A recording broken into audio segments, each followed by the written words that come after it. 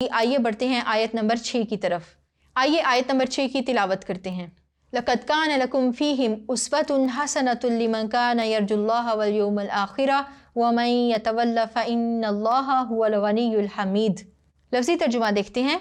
लक़द अलबत्ता तहकीक काना है लकुम वास्ते तुम्हारे फ़ीहिम उनमें उस्वतुन पैरवी हसनतुन नेक लिमन उस शख्स के वास्ते काना जो है यरजू उम्मीद रखता अल्लाह की व और अल-यौमा दिन अल-आखिरा आखिरत की व और मन जो कोई या तवल्ला फिर जाए फ़इन्ना पस बेशक अल्लाह है हुआ वही है अल-गनिय्यु बेपरवा अल-हमीदु तारीफ़ किया गया।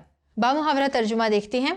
तुम मुसलमानों को यानी जो कोई अल्लाह के सामने जाने और रोज़े आखिरत के आने की उम्मीद रखता हो उसे उन लोगों की नेक चाल चलनी ज़रूर है, और जो रूगर्दानी करे तो अल्लाह भी बेपरवाह और सज़ावार हम्दो सना है।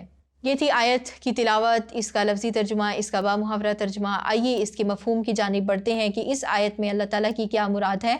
तो यहाँ भी कलाम वही चल रहा है, वही मौजू का एक तसलसल है। तो यहाँ पर हमें जो पिछली आयत में हज़रत इब्राहीम अलैहिस्सलाम के उसवा हसना की पैरवी करने की तरगीब दी गई थी, तो यहाँ पर भी उसी की वजाहत की जा रही है कि ए ईमान वालो, ए मुसलमानों, तुम में से जो कोई अल्लाह के पास जाने और रोज़े आखिरत के आने की उम्मीद रखता हो तो उसको चाहिए कि वो इन लोगों का उसवा इख्तियार करे।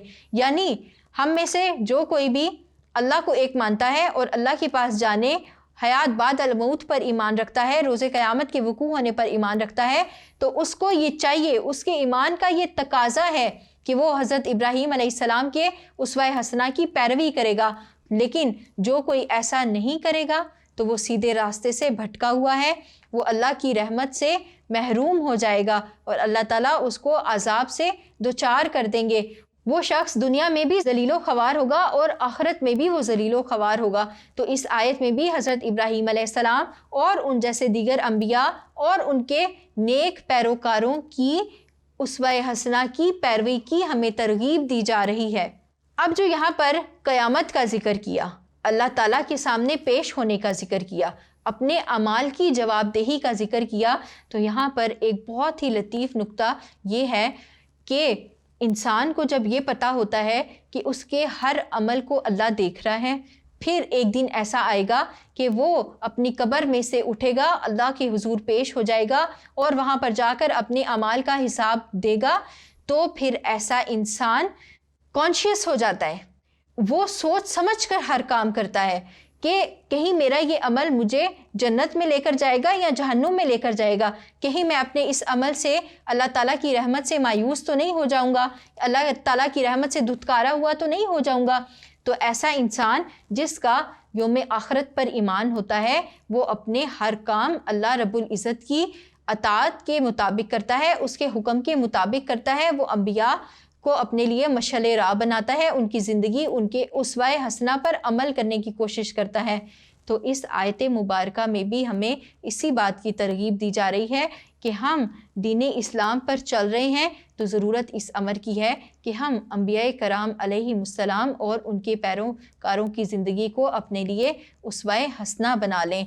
लेकिन जो कोई ऐसा नहीं करेगा तो अल्लाह ताला फिर ऐसे लोगों का अंजाम आखिरत में फरमा देंगे। ये था सूरा अल-मुम्ताहिना का रुकू नंबर 1 जिसकी हमने तिलावत की, लफ्ज़ी तर्जुमा किया, बामुहावरा तर्जुमा किया, आयात की तशरीह और तौज़ी आपके सामने पेश की। उम्मीद करती हूँ आपको समझ आ गई होगी। अगले रुकू के साथ आपके सामने फिर हाजिर होंगी। तब तक के लिए tutorial.pk से अपनी इस्लामियात इंस्ट्रक्टर रज़िया निसार को इजाज़त दीजिए। अस्सलामु अलैकुम व रहमतुल्लाह।